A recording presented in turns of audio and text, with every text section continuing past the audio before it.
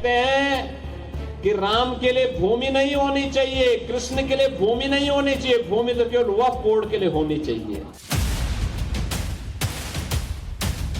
सिर्फ नफरत फैलाना इनका काम है और वही काम कर रहे हैं। जितने भी वक्फ प्रॉपर्टीज उत्तर प्रदेश में है उसका गजीट नोटिफिकेशन किसने इशू किया?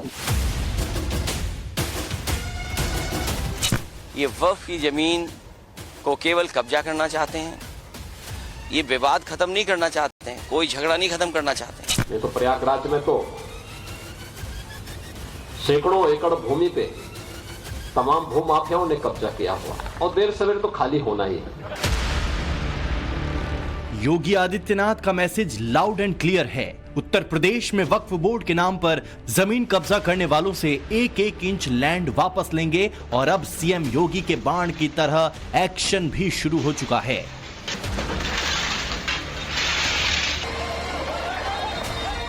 संभल से लेकर लखनऊ, कानपुर, वाराणसी तक ताबड़तोड़ एक्शन शुरू हो चुका है। वक्फ प्रॉपर्टीज की पड़ताल हो रही है, उनके दस्तावेजों की जांच हो रही है और जहां गड़बड़ दिख रही है वहां बुलडोजर रेडी है। यूपी के शहर शहर में वक्फ की संपत्तियों को लेकर जारी एक्शन की वजह है योगी सरकार की एक रिपोर्ट, जिसमें यह दावा किया गया है कि यूपी में वक्फ बोर्ड के पास करीब 14,000 हेक्टेयर जमीन है।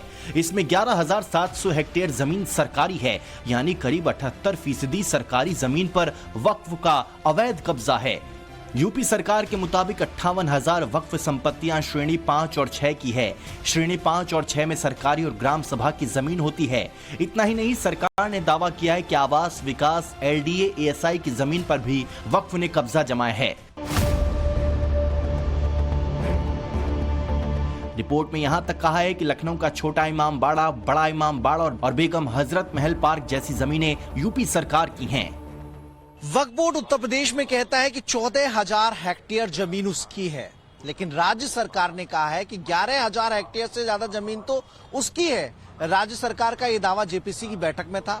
राज्य सरकार ने बकायदा ऐसी संपत्तियों की सूची भी जेपीसी की बैठक में रखी जिनको लेकर वक्फ अपना दावा करता है, लेकिन दरअसल कागजी दस्तावेज के आधार पर वो प्रॉपर्टी राज्य सरकार की है। उन्हीं में से एक प्रॉपर्टी लखनऊ का बड़ा इमामबाड़ा भी है। यहाँ पर मैं इस वक्त मौजूद हूँ। यहाँ पर लखनऊ का जिलाधिकारी रिसीवर होता है, चूंकि दो ट्रस्ट के बीच विवाद चल रहा है, लेकिन राज्य सरकार का कहना है कि ये प्रॉपर्टी राज्य सरकार की है। पुराने दस्तावेजों के आधार पर राज्य सरकार ने ये तर्क दिया है और सालों से वक्फ बोर्ड इसे अपनी प्रॉपर्टी बताता रहा है। 12 संपत्ति हैं जिन पर वक्फ बोर्ड और राज्य सरकार आमने सामने हैं।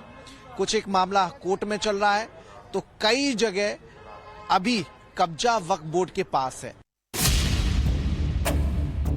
आपको बताएंगे योगी सरकार की रिपोर्ट में वो कौन कौन सी संपत्ति है जिन पर वक्फ ने दावा कर लिया है। साथ ही शहर शहर से इस रिपोर्ट की जमीनी हकीकत भी परखेंगे। पहले ये समझिए, अचानक यूपी के सियासी गलियारों में इस रिपोर्ट की चर्चा क्यों होने लगी। दरअसल मंगलवार को लखनऊ में वक्फ बिल को लेकर जॉइंट पार्लियामेंट्री कमेटी यानी जेपीसी की मीटिंग हुई। इसमें तमाम दलों के सांसद और यूपी सरकार के मंत्री शामिल हुए। मुस्लिम समाज से शिया और सुन्नी धर्म गुरुओं ने भी शिरकत की और इसी मीटिंग में यूपी सरकार ने वक्फ की मनमानी को लेकर सनसनीखेज दावा कर दिया। रिपोर्ट के मुताबिक लखनऊ के बड़ा और छोटा इमाम बाड़ा, जामा महल मकबरा, नादान महल मकबरा पर वक्फ का दावा है।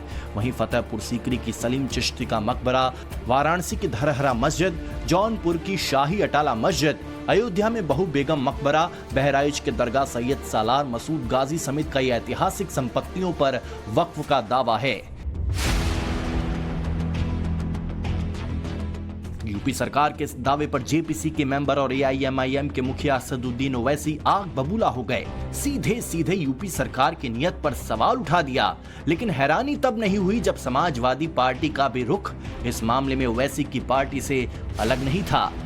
कि वक्फ की प्रॉपर्टी है, वो कैसे इस तरह की बात करते हैं? तो सिर्फ और सिर्फ नफरत फैलाना इनका काम है और वही काम कर रहे हैं। जितने भी वक्फ प्रॉपर्टीज उत्तर प्रदेश में है उसका गजीट नोटिफिकेशन किसने इशू किया?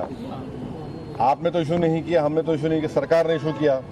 अब सरकार अब इशू कर रही है तो फिर वो बताए कैसा वो गलत हो रहा है। ये वक्फ की जमीन को केवल कब्जा करना चाहते हैं, ये विवाद खत्म नहीं करना चाहते हैं, कोई झगड़ा नहीं खत्म करना चाहते हैं। विवाद कैसे और बढ़े, कैसे लोगों को दबाया जाए, कैसे समाज में नफरत फैले, किस तरीके से नफरत का सहारा लेकर राजनीति कर सकें, उस रास्ते पे भारतीय जनता पार्टी चलती है। उसी के लिए समय समय पर वो कानून लाती है। वक्फ संपत्ति को लेकर योगी सरकार के दावे पर सवाल उठाने से पहले विरोधियों को कानपुर से आई इस खबर को देख लेनी चाहिए। कानपुर में जब वक्फ प्रॉपर्टी की जांच हुई तो कई संपत्ति अवैध निकली, जिसमें कई मस्जिद, मदरसे और करबला शामिल हैं। कानपुर की चारों तहसीलों में वक्फ संपत्तियों की जांच हुई। इस दौरान वक्फ बोर्ड की 1669 संपत्तियों का सर्वे किया गया, जिसमें से 79 हेक्टेयर में फैली 548 संपत्तियां अवैध निकली। सभी 548 अवैध प्रॉपर्टी सरकारी जमीन पर कब्जा करके बनाई गई है। ज्यादातर अवैध संपत्तियों में मस्जिद और कब्रिस्तान बने मिले हैं। कानपुर में पिछले 3 महीने से चल रहा सर्वे का काम पूरा हो चुका है। रिपोर्ट शासन को भेज दिया गया है। ये जो सर्वे हुआ है वक्फ संपत्तियों के लेकर हुआ है। पहचान की गई कि कानपुर में करीब 1670 संपत्तियां ऐसी हैं जो वक्फ की संपत्तियां हैं। इनमें से 548 संपत्तियों को सरकारी संपत्ति का दावा किया गया है। ये पूरी रिपोर्ट तैयार की गई है।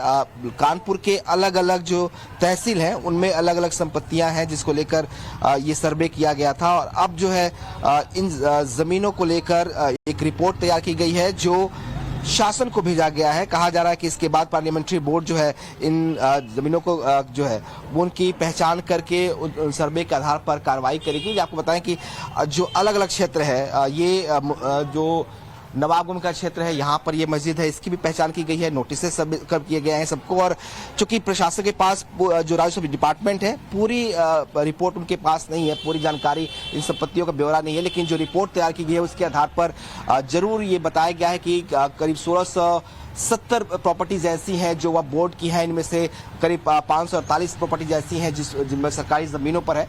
आप यहाँ बोर्ड भी दे सकते हैं। ये बाकायदा लिखा गया है कि बराए जायदाद वक्फ नंबर 29 खैरात अली। तो ये इसकी पहचान करके इसे भी नोटिस किया गया है।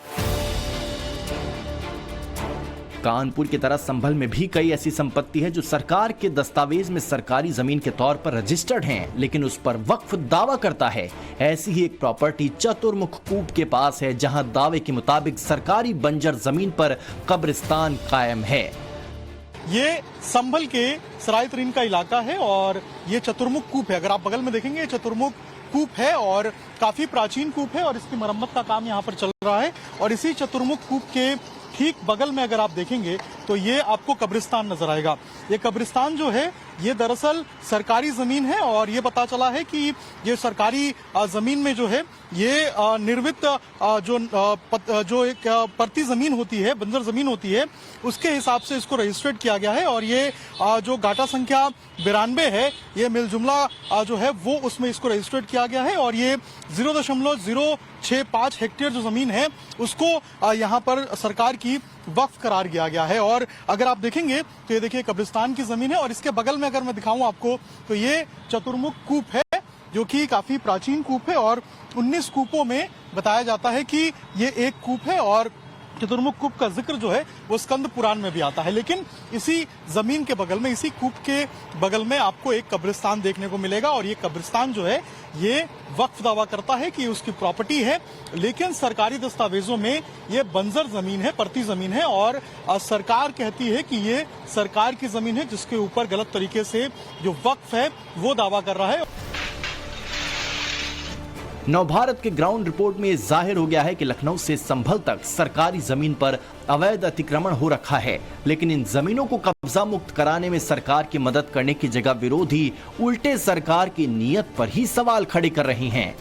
वह बोर्ड अगर उसमें कह रहा है कि ये उसकी जमीनें हैं, उसके दस्तावेज उसके पास हैं, तो वो भी वो सरकार ने ही वह बोर्ड बनाया, तो सरकार को उसको सुनना चाहिए, उसको समझना चाहिए। सिर्फ क्योंकि वो मुस्लिम से रिलेटेड है कह देना कि नहीं ये तो जमीन हमारी हो गई, ये तो चीज है, तो वो एक गैजेट पास करते हो सारी जमीन अपनी ले सकते हैं। कह रहे कि इमामबाड़ा, बड़ा इमामबाड़ा, छोटा इमामबाड़ा, वो सरकारी अभिलेख में दर्ज है, सरकार की संपत्ति है। अपने पास डॉक्यूमेंट है इनके? सारे डॉक्यूमेंट सरकार के पास है। सरकार के पास आने रिकॉर्ड वो बताने कि हमारे पास ये रिकॉर्ड है तो उनको दे दिया जाएगा। आज अगर आप कह रहे हैं कि ये हमारी शरीयत का पार्ट है, तो शरीयत का पार्ट कहां से हो जाएगा? भारत हिंदुस्तान में आप अगर शरीयत की बात कर रहे हैं, यहां तो संवैधानिक तरीके से बात होगी। धर्म के नाम पर अगर हम पाकिस्तान बांट रहे हैं और पाकिस्तान जो लोग गए उन्होंने जमीनें भी ली है ना, उसके बाद यहां की जमीन को भी वक्फ कह के और शरीयत के दायरे में आप लाएंगे तो ये तो अन्याय वाली बात है। यहां के लोगों के साथ में, हमारे भारतीयों के साथ में अन्याय की बात है। भारत सरकार क्या भारत देश के साथ अन्याय की बात है? सवाल है कि कानून आने से वक्फ की भू माफियागिरी बंद हो जाएगी क्या? इसलिए विरोध हो रहा है। और सबसे बड़ा सवाल यह है कि क्या वोट बैंक और तुष्टीकरण की राजनीति के लिए वक्फ के नाम पर भ्रम फैलाया जा रहा है? वाराणसी से आशुतोष सिंह, संभल से अभिषेक राज, लखनऊ से मनीष यादव के साथ Vinod Mishra, bureau report, times now Navbharat. बड़ी खबर इस वक्त की आपको बता दें, पूर्व बाहुबली एमएलए अनंत सिंह पर फायरिंग हुई है। अनंत सिंह और सोनू मोनू गैंग के बीच ये फायरिंग हुई। फायरिंग में पूर्व एमएलए अनंत सिंह बाल बाल बच गए हैं। विवाद सुलझाने अनंत सिंह नौरंगा जलालपुर गए हुए थे। मोकामा के नौरंगा जलालपुर गांव में ये फायरिंग हुई। फायरिंग की वजह से बाल बाल बचे हैं अनंत सिंह। फायरिंग की जगह कारतूस के 3 खोखे भी बरामद किए हैं पुलिस ने। अनंत सिंह के समर्थकों ने गोली चलाई, ये पुलिस ने कहा है। पीड़ित ने गोलीबारी की शिकायत की है पुलिस की तरफ से ये बयान आया है। जिनके घर पे गोली चली है उनके द्वारा एक आवेदन दिया जा रहा है। हम लोग इसमें जो भी लोग शामिल हैं उनको चिन्हित कर रहे हैं, उसके आधार पर अग्रतर कार्रवाई। क्या अनंत सिंह पर भी गोलीबारी हुई है? ये अभी जैसा यहाँ बताया गया है कि पूर्व विधायक जी यहाँ पर आए थे और उनके समर्थक लोग भी साथ में थे। गोलीबारी हुई है। इन जो यहाँ नौरंगा के जो लोग हैं इनका कहना है कि विधायक जी के द्वारा और उनके समर्थकों के द्वारा गोली चलवाई गई है।